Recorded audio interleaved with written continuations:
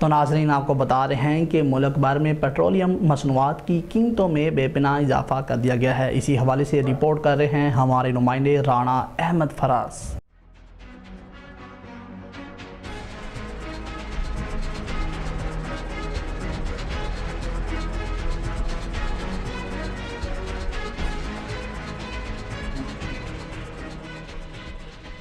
जी बिल्कुल, मुल्क भर में पेट्रोलियम मसनूआत की कीमतों में इजाफ़ा कर दिया गया है। वज़ारत ख़ज़ाना की तरफ से मुल्क भर में पेट्रोलियम मसनूआत के हवाले से नोटिफिकेशन जारी कर दिया गया है। पेट्रोल की कीमत में 5 रुपये 36 पैसे फ़ी लीटर और सुपर डीज़ल की कीमत में 11 रुपये 37 पैसे फ़ी लीटर के हिसाब से इजाफ़ा किया गया है।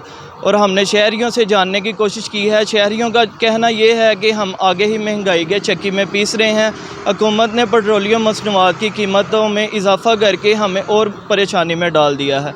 हमारी हुकूमत से ये अपील है कि पेट्रोलियम मसनूआत की कीमतों में कमी की जाए ताकि शहरियों को सहूलियात फराहम हो और वो महंगाई की चक्की से बाहर निकल सकें।